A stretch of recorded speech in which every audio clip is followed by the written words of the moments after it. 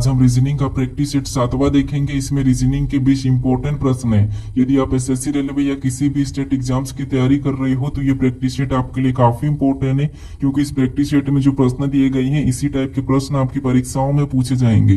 तो चलिए हम शुरू करते हैं प्रश्न 1 से।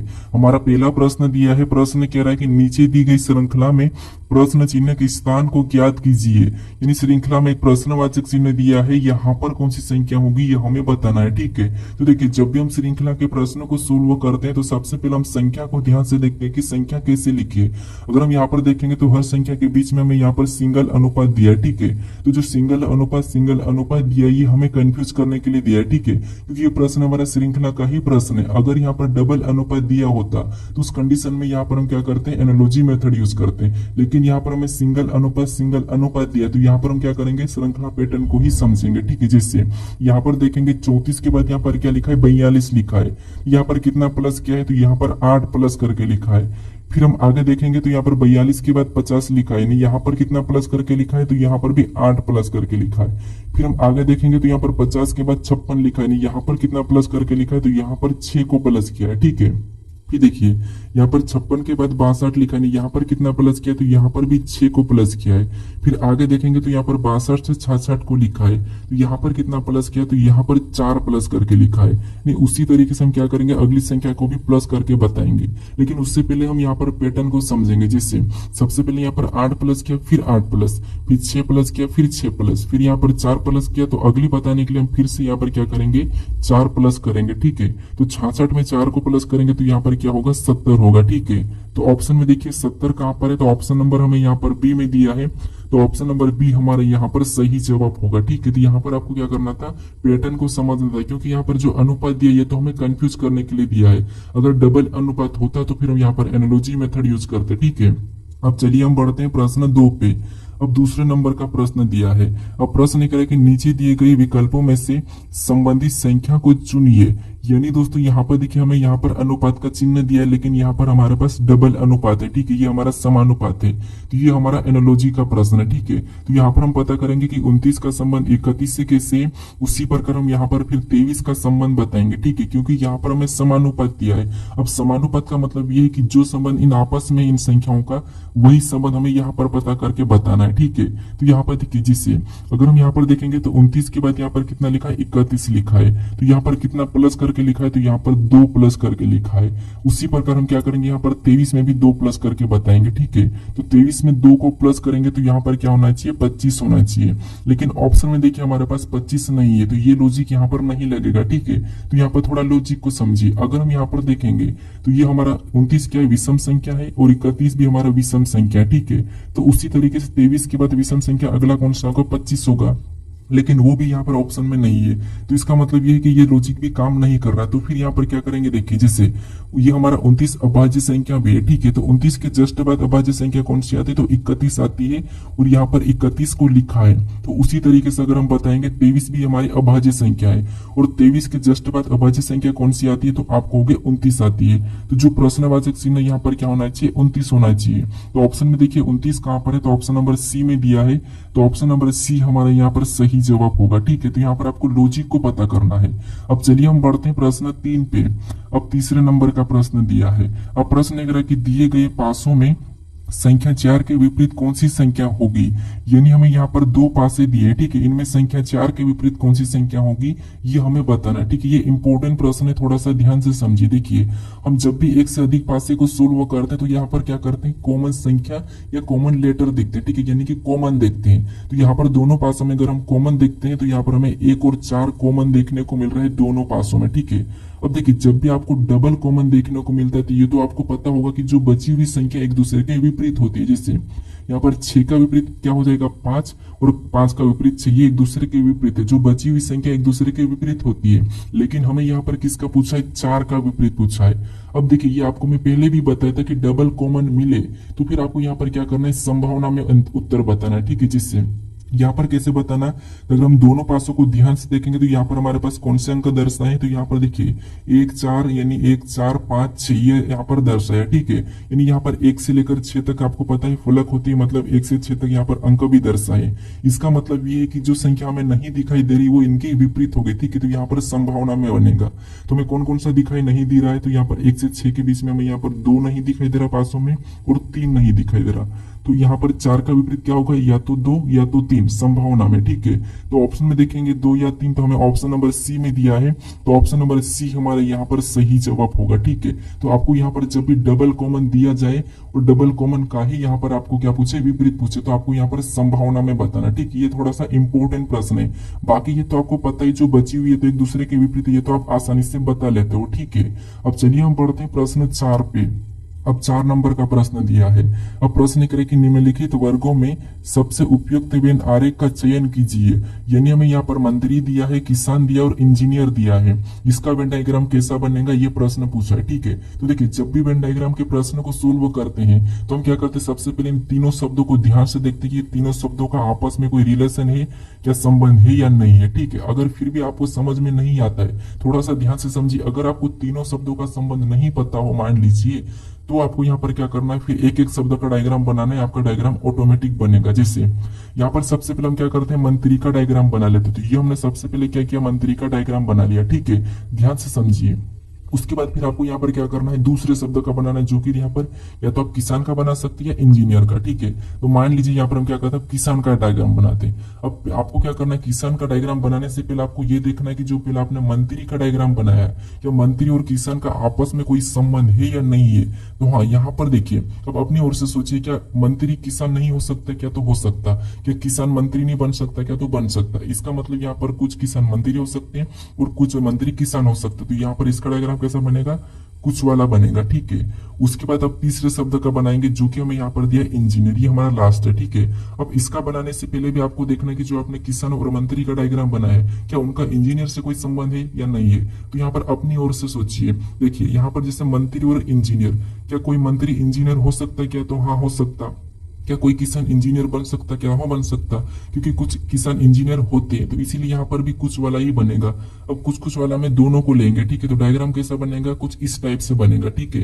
तो ऑप्शन में देखिए, तो ऑप्शन नंबर हमें यहाँ पर बी में दिया, तो ऑप्शन नंबर बी हमारा यहाँ पर सही जवाब थी, ठीक है।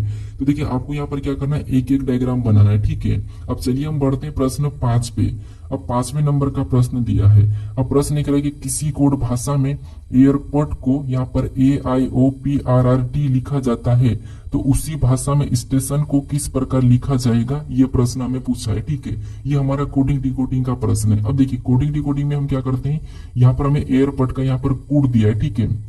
तो यहाँ पर हम देखेंगे कि जैसे यहाँ पर अगर लेटर है, ठीक है, और उसी का कोड लेटर में ही दिया है, तो हम क्या करते हैं, लेटर में ABCD में चेक करते हैं। लेकिन यहाँ पर अगर हम देखते हैं कि जैसे यहाँ पर जो लेटर हमें दिखाई दे रहे हैं, वही की वही लेटर यहाँ पर भी दिखाई दे रहे हैं। तो इस कंडीशन में हम क्या करते हैं, 3 तरीका लगाते हैं। यानी पहला तरीका तो हम क्या करते हैं, यहाँ पर क्रॉसिंग मेथड देखते हैं, और दूसरा तरीका हम क्या करते हैं, अल्फाबेट वाइज लिखते हैं, ठीक है। और तीसरा तरीका हम क्या करते हैं, अल्फाबेट वाइज में स्वर और व्यंजन को देखते हैं, ठीक है। जिससे अगर हम यहाँ पर क्रॉसिंग मेथड देखेंगे तो यहाँ पर क्रॉसिंग मेथड में तो हमें समझ नहीं आ रहा है। अगर इसको अल्फाबेट वाइज लिखते हैं तो आपको पता है, इन एयरपोर्ट में सबसे पहले क्या आता है, तो आपको होगे ए सबसे पहले ABCD में आएगा।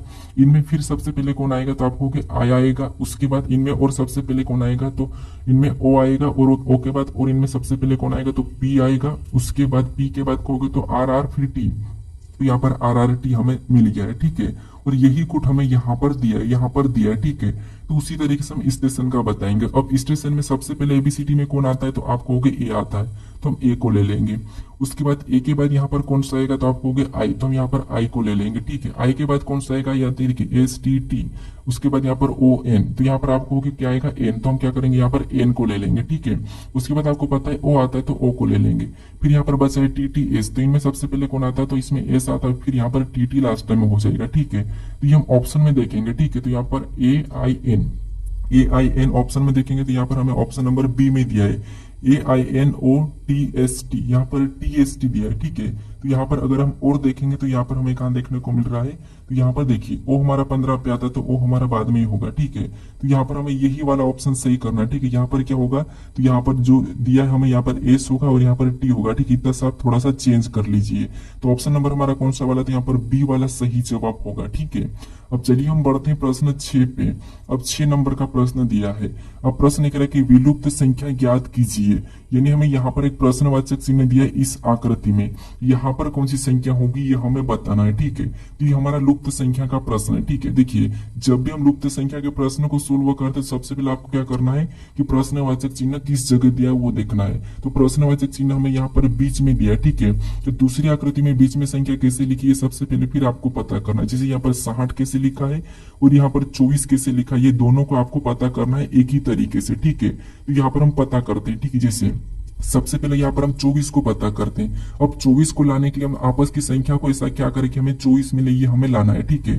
तो अगर हम सबसे पहला तरीका कि सबको जोड़ लेते तो 12 8 कितने होते हैं 20, और 20 में 6 को जोड़ेंगे तो यहाँ पर कितने हो रहे 26 हो रहे, कितना हो रहे 26 हो रहे। लेकिन यहाँ पर कितना लिखा 24।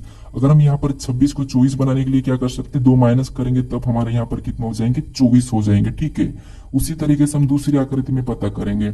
यहाँ पर 20 और 15 को भी जोड़ेंगे सेम तरीके से तो कितना होंगे 35, और 35 में 12 को जोड़ेंगे तो यहाँ पर कितना हो रहा है 47 हो रहा है, ठीक है। कितने 47।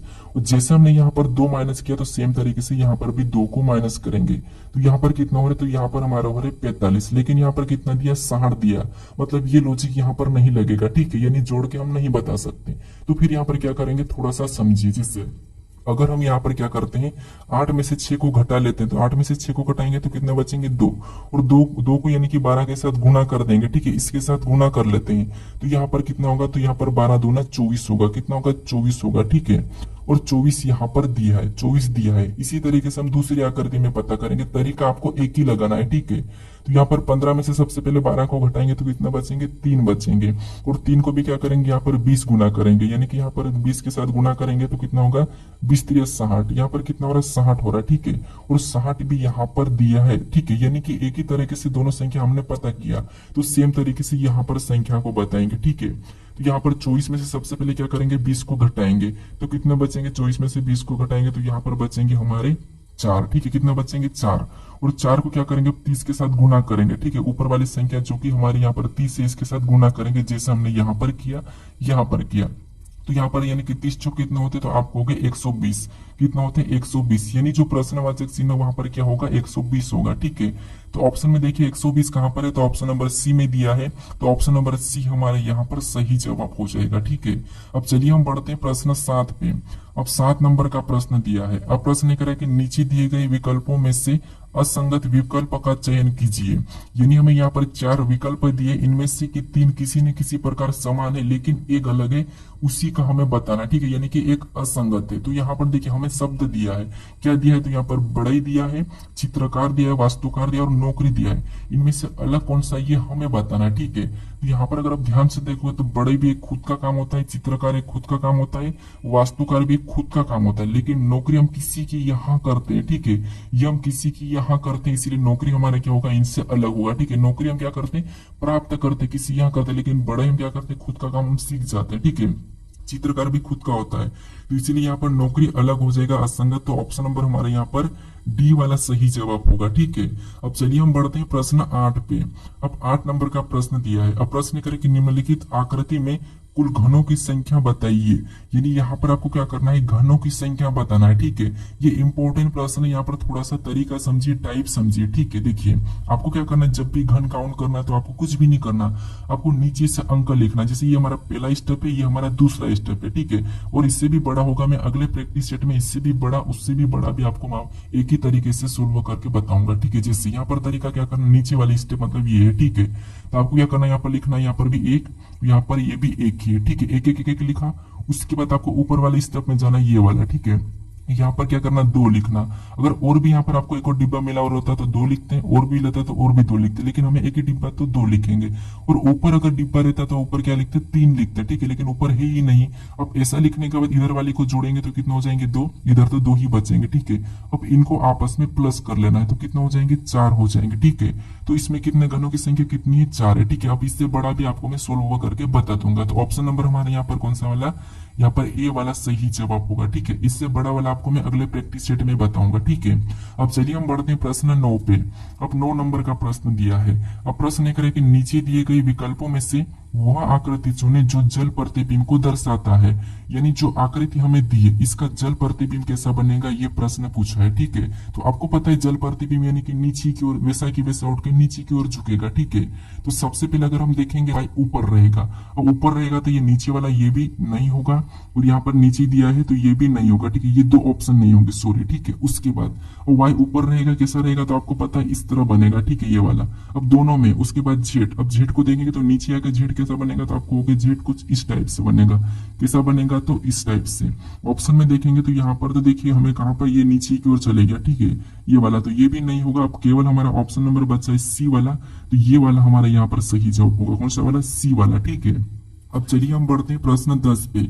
अब 10 नंबर का प्रश्न दिया है। अब प्रश्न करे कि निम्नलिखित श्रृंखला में रिक्त पदों को पूरा कीजिए। यानी यहाँ पर हमारे पास लेटर की एक श्रृंखला है, इसी में यहाँ पर रिक्त पदों को पूरा करना है, ठीक है। तो जब भी आपको ऐसे श्रृंखला मिले तो उस कंडीशन में आपको कैसे सोल्व करना वो समझिए। आप क्या करते हैं, यहाँ पर सबसे पहले गिन लेते, फिर गुणनखंड निकालते हैं, फिर उसके बाद यहाँ पर क्या करते हैं, जोड़े बना के फिर आप सोल्व करते हैं। लेकिन ऐसा नहीं करना, आपको क्या करना है, सबसे पहले देखना है कि रिक्त स्थान कहाँ पर है। जैसे यहाँ पे देखिए आर के बाद रिक्त स्थान है और जेड से पहले है, तो आपको देखना है कि आर के बाद कौन सा लिखा और जेड से पहले कौन सा लिखा है। तो यहाँ पर आर के बाद आर लिखा और जेड से पहले आर लिखा है, तो वहां पर भी हम क्या करेंगे, आर को ही भर लेंगे, ठीक है। अब हमारा ऑटोमेटिक जोड़ा बन जाएगा। कैसे, देखिए यहाँ पर Z Y R R, Z Y R R मतलब वापस से जेड रिपीट हुआ, तो यहाँ से एक जोड़ा बना लेते हैं क्योंकि रिपीट हो रहा है, ठीक है। उसके बाद आगे देखेंगे यहाँ पर जेड के बाद, अब जेड के बाद यहाँ पर वाई है, यहाँ पर भी वाई है, तो वहां पर हम क्या करेंगे, वाई को भरेंगे। तो यहाँ पर हम वाई को भर लेते हैं। अब जेड वाई आर आर, एक और जोड़ा हमारा ऑटोमेटिक सेम बना। फिर आगे यहाँ पर आर को भर देंगे, वाई के बाद आर ही है, तो यहाँ पर भी जेड वाई आर आर, एक और जोड़ा हमारा सेम बन चुका। फिर यहाँ पर जेड से यानी कि वाई से पहले आपको पता है जेड है, तो यहाँ पर हम क्या करेंगे, जेड को भर लेंगे। तो यहाँ पे जेड वाई आर आर मतलब पीछे भी आर आ जाएगा, ठीक है। तो ये चारों जोड़ हमारे समान बन चुके। जैसे देखिए Z Y R R, Z Y R R, यहाँ पर भी जेड वाई आर आर, यहाँ पर भी जेड वाई आर आर। तो हमें यहाँ पर पहले भी जोड़े बनाने की जरूरत नहीं है, बाद में ऑटोमेटिक बन जाते हैं, ठीक है। अब हमने कौन कौन से लेटर को भरा, तो सबसे पहले हमने आर को भरा तो आर को लिखेंगे, फिर हमने वाई को भरा तो फिर हम वाई को लिखेंगे, फिर हमने आर को भरा तो वापस से आर को लिखेंगे, फिर हमने यहाँ पर जेड को भरा तो जेड को, फिर हमने आर को भरा तो आर को, ठीक है। ये हमें ऑप्शन में देखना है, ठीक है। तो ऑप्शन में देखिए यहाँ पर आर वाई, आर वाई हमें ऑप्शन नंबर कहाँ पर देखने को मिला, तो सी में देखने को मिल रहा है। तो ऑप्शन नंबर हमारे यहाँ पर कौन सा वाला, सी वाला सही जवाब होगा, ठीक है। अब चलिए हम बढ़ते हैं प्रश्न 11 पे। अब 11 नंबर का प्रश्न दिया है। अब प्रश्न ये करें कि एक कक्षा में 5 विद्यार्थियों का वजन अलग अलग है। डी सी से हल्का है, ए बी से भारी है, लेकिन डी से हल्का है, ई सी से भारी है, तो सबसे ज्यादा वजन किसका है, ये प्रश्न पूछा है, ठीक है। तो देखिए ये भी हमारा एक तरह से रैंकिंग का ही प्रश्न है, यानी कि कोई ज्यादा कोई कम, ठीक है। लेकिन आपको ऐसे प्रश्नों को यहाँ पर कोई ट्रिक नहीं लगाना, आसान भाषा में समझिए जो मैं तरीका बता रहा हूँ, ठीक है। यहाँ पर प्रश्न करें कि एक कक्षा में 5 विद्यार्थियों का वजन अलग अलग है, ठीक है, ठीक है। उसके बाद यहाँ पर कह रहा है कि डी सी से हल्का है, इतना पढ़िए। क्या कह रहा है कि डी सी से हल्का है, मतलब सी से हल्का है, मतलब सी ये हमारा हो गया, ठीक है। और इससे हल्का कौन है, डी है, तो हम क्या करेंगे, डी को यहाँ पर उससे नीचे बना लेंगे। ये हल्का है मतलब छोटा है। उसके बाद आगे प्रश्न करें कि ए बी से भारी है लेकिन डी से हल्का है। ए बी से भारी है लेकिन डी से हल्का है, इसका मतलब ए यहाँ पर हो जाएगा, डी से हल्का हो गया, लेकिन बी से भारी है तो बी से छोटा हो गया, ठीक है, ये हो गया। उसके बाद आगे प्रश्न कह रहा है कि ई सी से भारी है, तो यहाँ पर करा कि ई सी से भारी है। ई क्या है, सी से भारी है मतलब ई ऊपर चले जाएगा, ठीक है। ये सी से भारी है, ये ऊपर आ गया, ठीक है। तो सबसे ज्यादा वजन किसका है, ये प्रश्न पूछा है, ठीक है। यहाँ पर देखिए ई सी से भारी है, ई सी से भारी, तो ई सी से भारी हमें यहाँ पर दिखाई दे रहा है, ठीक है। हमें पूछा कि तो सबसे ज्यादा वजन किसका है, तो यहाँ पर आपको दिखाई दे रहा है कि सबसे ज्यादा मतलब ई का है, सबसे कम बी का है, तो हमें सबसे ज्यादा पूछा है तो ई, यानी कि ऑप्शन नंबर हमारे यहाँ पर सी वाला सही जवाब होगा। अगर बीच का पूछता तो बीच का हमारे यहाँ पर डी है, ठीक है, मध्यम में। अब चलिए हम बढ़ते हैं प्रश्न 12 पे। अब 12 नंबर का प्रश्न दिया है। अब प्रश्न ये कह रहा है कि नीचे दिए गए विकल्पों में से संबंधित शब्दों को चुनिए। यानी दोस्तों ये भी हमारा एनोलॉजी का ही प्रश्न है, क्योंकि यहाँ पर भी हमें समानुपात दिया है। तो जिस प्रकार किडनी का संबंध नेफ्रोलॉजी से है, तो हमें उसी प्रकार यहाँ पर मिट्टी का संबंध बताना है, ठीक है।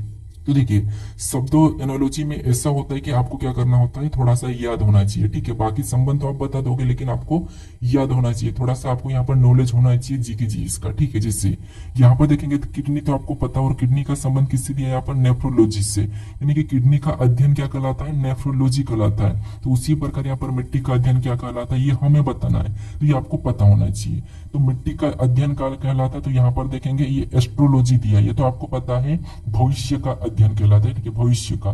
फिर यहाँ पर हिपोलॉजी तो हमारा रक्त का, और यहाँ पर देखेंगे तो ये हमारा अंडे का। ओलॉजी अंडे का, हिमेटोलॉजी रक्त का, और यहाँ पर एस्ट्रोलॉजी तो आपको पता है भविष्य। तो यहाँ पर इसका मिट्टी क्या हो जाएगा, ऑप्शन नंबर ए वाला, जो कि पेडोलॉजी, ठीक है। तो ऑप्शन नंबर हमारा ए वाला सही जवाब होगा, ठीक है।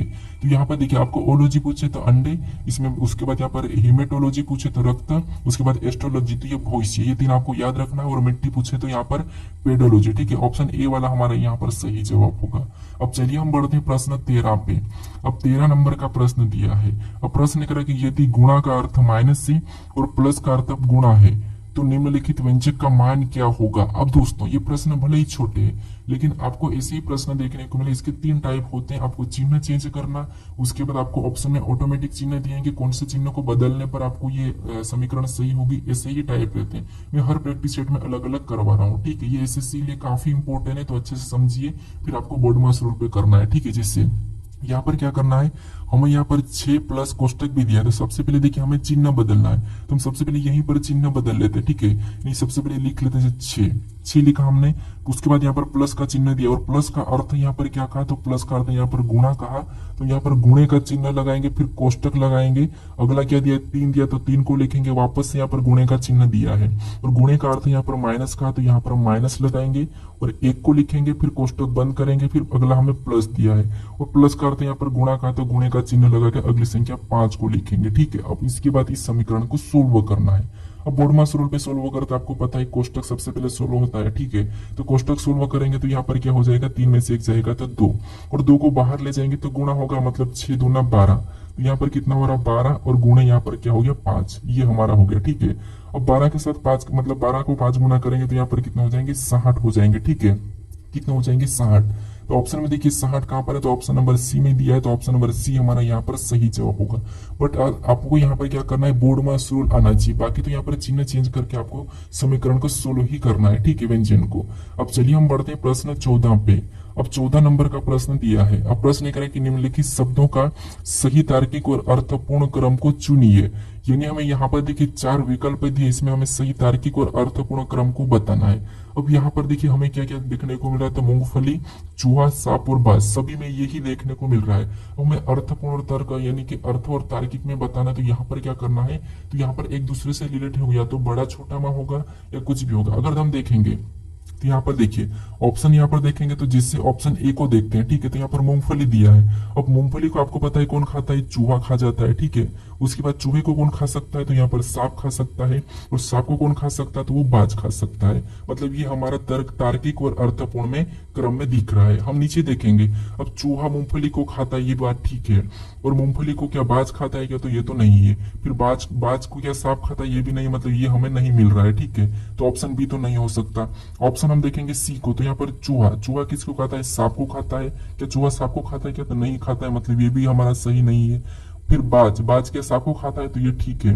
और सांप मूंगफली को खाता है क्या, तो नहीं, सांप चूहे को खा सकता है लेकिन मूंगफली को नहीं, इसीलिए ये भी हमें नहीं होगा सही, ठीक है। तो ऑप्शन नंबर कौन सा वाला यहाँ पर सही लग रहा है, ऑप्शन नंबर ए वाला। तो ये हमारे यहाँ पर तार्किक और अर्थपूर्ण क्रम को दर्शाता है, ठीक है। तो ऑप्शन नंबर हमारे यहाँ पर ए वाला सही होगा, क्योंकि देखिए मूंगफली को चूहा खाता है, चूहे को सांप, और सांप को बाज, तो इसीलिए ऑप्शन नंबर ए हमारा यहाँ पर सही जवाब होगा, ठीक है।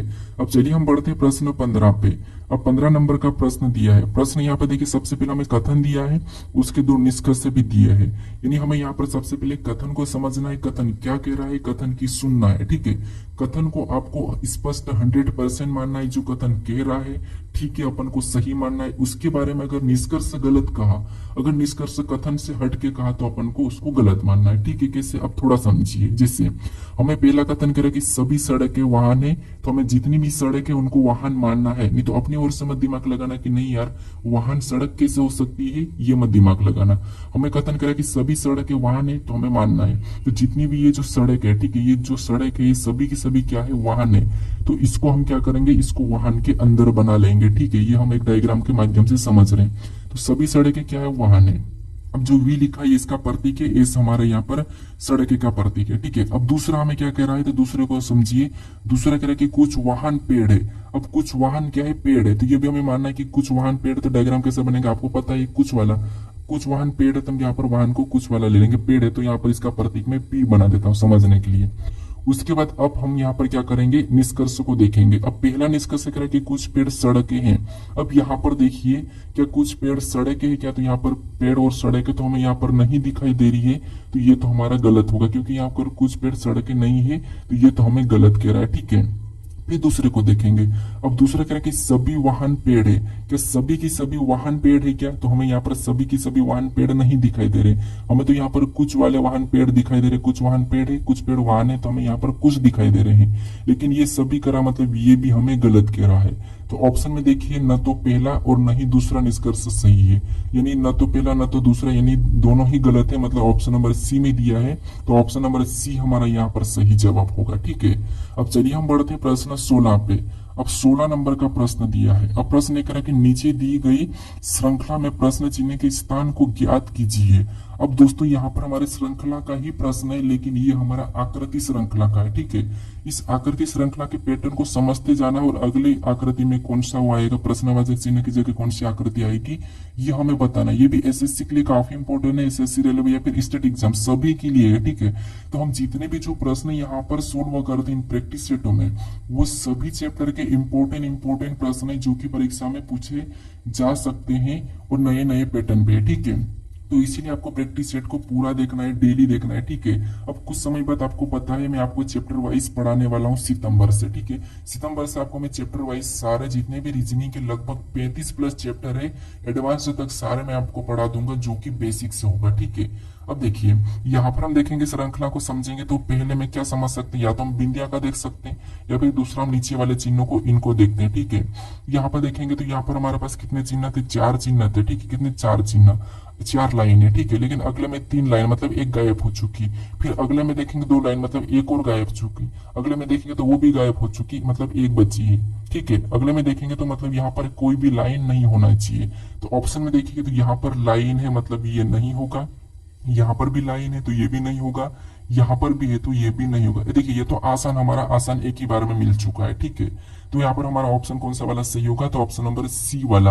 अब यहाँ पर बिंदिया का देखें तो इस कोने में हमारा यहाँ पर कोरा बिंदिया था, लेकिन यहाँ जाके इस साइड होके क्या हो गया, ब्लैक हो गया। फिर यहाँ पर आगे नीचे चले गया और वहां पर वापस से कोरा होगा, अगले में यहाँ पर आ गया ब्लैक हो गया, तो अगले में ऊपर चले जाएगा, यानी कि यहाँ पर कोरा वाला। तो यहाँ पर कोरा वाला है तो ऑप्शन नंबर हमारे यहाँ पर सी वाला सही जवाब होगा। ठीक है, एक एक को देखोगे तो आपका प्रश्न आसानी से सोल्व हो जाएगा। ठीक है, अब चलिए हम बढ़ते हैं प्रश्न 17 पे। अब 17 नंबर का प्रश्न दिया है। प्रश्न करे कि एक्स वाई का पिता है लेकिन जेड का पुत्र है, डब्ल्यू एक्स की पुत्री है, तो जेड का डब्ल्यू से क्या संबंध है। ये हमारा ब्लड रिलेशन का प्रश्न है, रक्त संबंध का। अब देखिए इन प्रश्नों को भी आपको स्वयं को लेकर करना है, प्रश्न आसान है, आसानी से सोल्व हो जाएगा। ठीक है, देखिए जैसे प्रश्न करे कि एक्स वाई का पिता है। अब देखिए एक्स क्या है, एक्स वाई का पिता है तो वाई नीचे चले जाएगा क्योंकि उसका पिता एक्स है ना, ये पुत्र है तो छोटा है तो नीचे रहेगा। उसके बाद अपने प्लस क्यों लगाए, प्लस पहचान के लिए कि ये क्या है, पुरुष है। उसके बाद एक्स वाई का पिता है, अब आगे पढ़ेंगे तो लेकिन जेड का पुत्र है। अब एक्स वाई का पिता है लेकिन जेड का पुत्र है, मतलब ये एक्स किसका पुत्र है, तो ये जेड का पुत्र है, तो मतलब जेड ऊपर चले जाएगा। अब जेड कौन है, यहाँ पर पुरुष है कि महिला है, ये तो कहा नहीं है। ठीक है, अब देखिए आगे प्रश्न है कि डब्ल्यू एक्स की पुत्री है। डब्ल्यू क्या है, एक्स की पुत्री है, मतलब इसका मतलब ये वाई की क्या हो जाएगी, बहन हो जाएगी। एक्स की पुत्री कौन है, डब्ल्यू है, तो वाई की कौन हो जाएगी, बहन हो जाएगी। ठीक है, तो यहाँ पर हम बहन बना लेते हैं, यानी कि माइनस लगा लेंगे, ये महिला है। तो यहाँ पर प्रश्न करें कि तो जेड का डब्ल्यू से क्या संबंध। अब काफी सारे आप लोग क्या करते हो, यहाँ आकर कंफ्यूज हो जाते हो कि हम कैसा रिलेशन बताएं। तो देखिए यहाँ पर जेड का डब्ल्यू से क्या संबंध, तो यहाँ पर डब्ल्यू से, जेड का डब्ल्यू से, तो जहां भी से लगा वहां से आपको क्या करना है, उल्टा बताना है। नहीं, यहाँ पर डब्ल्यू का जेड क्या लगेगा, ये मैं हर बार आपको बताता हूँ। तो डब्ल्यू का जेड क्या लगेगा, तो यहाँ पर डब्ल्यू का जेड क्या लगेगा, तो यहाँ पर देखिए ऊपर जाएंगे, ऊपर जाएंगे तो यहाँ पर देखिए ये इसका कौन है, पिता है, और ये पिता का कौन है, पिता या माता, ये हमें कंफर्म नहीं कहा है। ठीक है, माता है कि पिता है ये हमें नहीं कहा है, तो इसका मतलब ये तो कौन हो सकता है, ये तो दादा हो सकता, कौन हो सकता है, दादा हो सकता, या फिर ये दादी हो सकती, क्या हो सकता है, दादी हो सकती है। ठीक है, अब हम ऑप्शन में देखेंगे, ये प्रश्न पूछा था। ठीक है, तो ऑप्शन में हमें यहाँ पर क्या दिया, भाई दिया है तो नहीं होगा, पिता दिया है तो ये भी नहीं होगा, यहाँ पर पुत्र दिया है तो नहीं होगा। ऑप्शन हमारा बचा डी वाला, तो यही वाला हम लगाएंगे, क्योंकि यहाँ पर हमें दादा दिया है, तो या तो यहाँ पर दादी भी हो सकती है। ठीक है, दादा या दादी हमें यहाँ पर ऑप्शन में देना था, लेकिन परीक्षा में एक ही ऑप्शन दिया था, जो कि यहाँ पर क्या दिया था, सिर्फ दादा दिया था, और दादा ही परीक्षा सही मानी थी। ठीक है, तो कभी कभी ऐसा होता है, बाकी हम देखेंगे तो जेड तो हमारा दादा या दादी हो सकता था। ठीक है, तो ऑप्शन नंबर हमारे यहाँ पर कौन सा वाला, डी वाला अभी तक सही है, और इसको ही एग्जाम सही मानी थी। ठीक है, अब चलिए हम बढ़ते हैं प्रश्न 18 पे। अब 18 नंबर का प्रश्न दिया है। अब प्रश्न करें कि सोनू को याद है कि टीना का जन्मदिन 12 जून से पहले आता है लेकिन 8 जून के बाद, जबकि रीना को याद है कि टीना का जन्मदिन 15 जून से पहले लेकिन 10 जून के बाद, तो टीना का जन्मदिन कब आता है, ये प्रश्न पूछा है। अब प्रश्न काफी बड़ा है, आपको ऐसा लग रहा होगा कि इतना प्रश्न कहाँ सोल्व करूं, लेकिन ये आपका बहुत ही आसान प्रश्न है, सेकंडों का। ठीक है, अब तरीका समझिए, आपका तरीका क्या होगा ये मुझे नहीं पता, लेकिन मेरा तरीका समझिए। अगर आप बुक में भी करोगे तो सारे प्रश्न आपको इस ट्रिक से बन जाएंगे। ठीक है, देखिए क्या करना, सबसे पहले हमें कह रहा है कि यहाँ पर सोनू का जन्मदिन, यानी कि सोनू को याद है कि टीना का जन्मदिन 12 जून से पहले, बस इतना याद रखो, 12 जून से पहले। ठीक है, तो 12 यानी कि यहाँ पर हम पहले वाले को लिखते पी, पहला मतलब बी मतलब बाद, ये। ठीक है, अब 12 जून से पहले तो यहाँ पर हम 12 को लिख लेते हैं। ठीक है, जून से पहले। ठीक है, उसके बाद यहाँ पर कह रहा है कि 8 जून के बाद, अगला कह रहा है कि 8 जून के बाद, तो बाद वाले को हम क्या करेंगे, इधर लिखेंगे। उसके बाद आगे कह रहा है कि यहाँ पर देखिए रीना को याद है कि टीना का जन्मदिन 15 जून से पहले, अब 15 पहले मतलब इधर, और 15 को लिख लेंगे, और यहाँ पर 10 जून के बाद उसको हम क्या करेंगे, इधर लिख लेंगे। ऐसा लिखने के बाद आपको क्या करना है, इनको तो गोल कर लेना। ठीक है, यहाँ पर इनको क्या करना है, गोल कर लेना।